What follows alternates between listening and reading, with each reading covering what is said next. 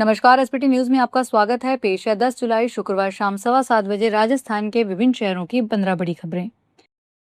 राजस्थान के ग्रामीण इलाकों में शमशानों की जमीन और उन तक पहुंचने के लिए अब रास्ते बनाए जाएंगे। वहीं शमशानों की जमीन राजस्व रिकॉर्ड में दर्ज होगी। कई जगह शमशानों की जमीन राजस्व रिकॉर्ड में दर्ज नहीं होने से विवाद होते हैं। सरकार ने इन विवादों को खत्म करने का फैसला किया है। ग्रामीण क्षेत्रों में चल रहे ग्रामीण सेवा शिविरों में शमशान की जमीनों को सरकारी रिकॉर्ड में दर्ज किया जाएगा। साथ ही शमशानों तक पहुंचने के लिए रास्ते खुलवाए जाएंगे। इसको लेकर राजस्व विभाग ने सभी कलेक्टर्स को चिट्ठी लिखकर शमशानों की जमीनों का रिकॉर्ड सुधार कर उन तक पहुंचने के लिए रास्ते बनाने के आदेश दिए हैं। राजस्थान में आगामी पंचायत और शहरी स्थानीय निकाय चुनावों के लिए ओबीसी आरक्षण निर्धारित करने की दिशा में शुक्रवार को अन्य पिछड़ा वर्ग परिवारों का राज्यव्यापी डिजिटल सर्वेक्षण शुरू हो गया है। राजधरा सर्वे मोबाइल ऐप के माध्यम से संचालित इस अभ्यास का उद्देश्य प्रामाणिक डेटा एकत्र करना है, जो स्थानीय निकायों में सीटों के कानूनी रूप से अनुपालन योग्य आरक्षण का आधार बनेगा। राजस्थान राज्य अन्य पिछड़ा वर्ग आयोग ने सभी जिलों में सर्वेक्षण शुरू कर दिया, जिसका कार्य 23 जुलाई तक जारी रहेगा। राजस्थान पुलिस बेड़े के प्रशासनिक कामकाज, आधिकारिक जांच रिपोर्टों और थानों के दैनिक रिकॉर्ड्स को लेकर राज्य सरकार ने एक बेहद महत्वपूर्ण और संवेदनशील नीतिगत निर्णय लिया है। कार्यालय अतिरिक्त महानिदेशक पुलिस राजस्थान जयपुर द्वारा जारी नए आदेश के अनुसार अब पुलिस विभाग में जुड़े किसी भी प्रकार के सरकारी कामकाज, कागजातों, एफआईआर और पत्राचार में दलित शब्द का उपयोग पूरी तरह से प्रतिबंधित कर दिया है। गृह विभाग के उप शासन सचिव, पुलिस के पत्र और समझाइश, न्याय और अधिकारिता मंत्रालय भारत के पुराने निर्देशों के पालना में पुलिस अधीक्षक ज्ञानचंद्र यादव द्वारा यह सर्कुलर जारी किया गया है। यूनिफॉर्म सिविल कोड बिल लाने से पहले राजस्थान सरकार ने प्रस्तावित कानून को बेहतर बनाने के लिए जनता से सुझाव मांगना शुरू कर दिया है। यूसीसी का ड्राफ्ट तैयार करने के लिए बनी एक हाई पावर्ड कमेटी ने ऑनलाइन पोर्टल और लोगों से बातचीत के जरिए 19 अहम सवालों पर राय मांगी है। इस बीच राजस्थान बीजेपी अध्यक्ष मदन राठौड़ का यूसीसी को लेकर बड़ा बयान सामने आया है। उन्होंने कहा कि राजस्थान में यूसीसी लाने की तैयारी है। इसके लिए हम जिन राज्यों में ड्राफ्ट बना है उनको देख रहे हैं और जनता से सुझाव ले रहे हैं। केंद्र सरकार ने दवाओं के जरिए होने वाले नशे और उनके दुरुपयोग को रोकने के लिए एक बड़ा कदम उठाया है।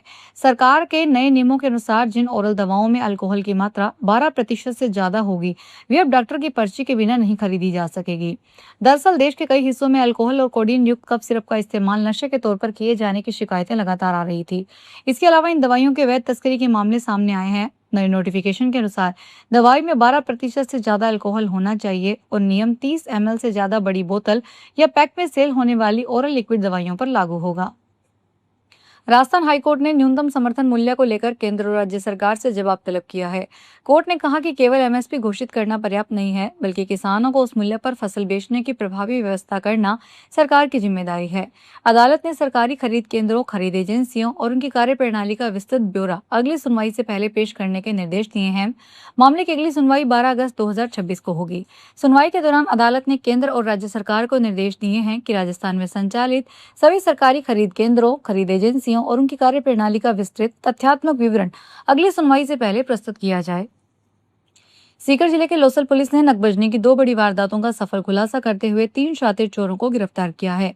पुलिस ने आरोपियों के कब्जे से करीब 25 लाख रुपए मूल्य के सोने चांदी के आभूषण, मोबाइल फोन, टैबलेट समेत अन्य चोरी का सामान बरामद किया है। साथ ही वारदात में प्रयुक्त मोटरसाइकिल भी जब्त कर ली गई है। पुलिस की इस कार्रवाई को जिले में हाल के दिनों में बड़ी सफलता माना जा रहा है। अतिरिक्त पुलिस अधीक्षक तेजपाल सिंह ने बताया कि पीयूष खेतान ने लोसल थाने में रिपोर्ट दर्ज करवाई थी। शिकायत के अनुसार अज्ञात चोरों के घर का ताला तोड़कर करीब 40 तोला सोने के आभूषण, 5 किलो चांदी और नकदी चोरी करके ले गए थे। मानसून के पूरे देश को कवर करने के बाद कई राज्यों में बारिश जारी है। उत्तर प्रदेश में शुक्रवार को 30 शहरों में बारिश हुई। बारिश से जुड़े अलग अलग हादसों में 10 लोगों की मौत हो गई। बुलंदशहर में मस्जिद की पुरानी दीवार गिरने से एक ही परिवार के 2 लोगों की जान चली गई। राजस्थान के धौलपुर में बारिश के चलते मकान ढह गया और 6 लोग मलबे में दब गए।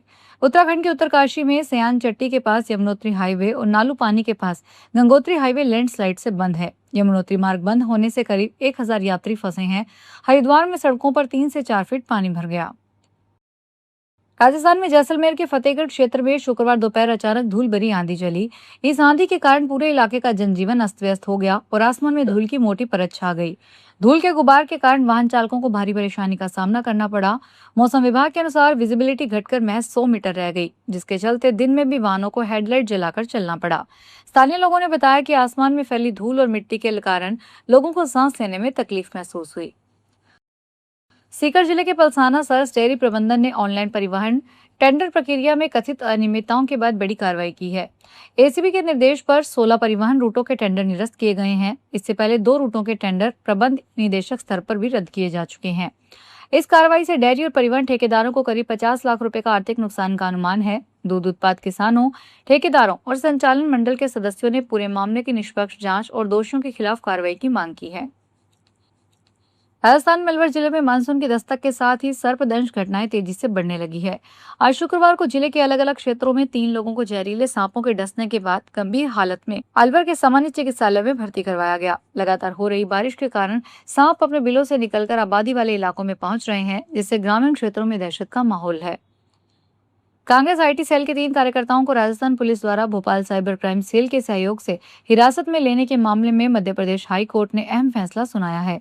अदालत ने गिरफ्तारी की पूरी प्रक्रिया को अवैध हिरासत माना है। हाई कोर्ट ने भोपाल पुलिस को पीड़ित के बयान के आधार पर दर्ज एफआईआर की विधिवत जांच करने और राजस्थान पुलिस के संबंधित अधिकारी के खिलाफ विभागीय जांच तार्किक निष्कर्ष तक जारी रखने के निर्देश दिए हैं। यह मामला पूर्व मुख्यमंत्री वसुंधरा राजे सिंधिया के नाम से वायरल हुए कथित फर्जी पत्र से जुड़ा है।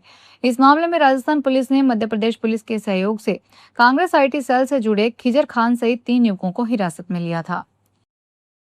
नहरी पानी की मांग करे किसानों के लिए बड़ी राहत की खबर है। लोकसभा स्पीकर ओम बिरला की पहल पर मध्य प्रदेश सरकार कोटा बूंदी के किसानों के लिए सिंचाई का पानी छोड़ेगी। संभवतः यह पानी शुक्रवार शाम से उपलब्ध होना शुरू हो जाएगा। इससे धान सहित अन्य खरीफ फसलों को फायदा होगा। ओम बिरला के प्रयासों के बाद मध्य प्रदेश सरकार ने गांधी सागर बांध से सिंचाई के लिए पानी छोड़ने पर सहमति दी है। इससे बूंदी और केशवराय पाटन क्षेत्र के हजारों किसानों को राहत मिलेगी। उनकी फसलों को समय पर सिंचाई का पानी उपलब्ध हो सकेगा। बाड़मेर में नेशनल हाईवे 25 पर आज शुक्रवार सुबह डंपर और पिकअप के बीच जबरदस्त भिड़ंत हो गई, जिससे पिकअप 3 फीट तक पिचक गई। इस हादसे में ड्राइवर और उसका साथी अंदर ही फंस गए। लोगों ने बड़ी मुश्किल से उन्हें बाहर निकाला। घटना बाड़मेर जिले के बायतू थाना इलाके दर्जियों की ढाणी की है। सूचना पर बायतू पुलिस मौके पर पहुंची। घायलों को बायतू हॉस्पिटल भर्ती करवाया गया। एक की हालत गंभीर बताई जा रही है। कोटा शहर पुलिस ने अवैध मादक पदार्थों तस्करी के खिलाफ बड़ी सफलता हासिल की है।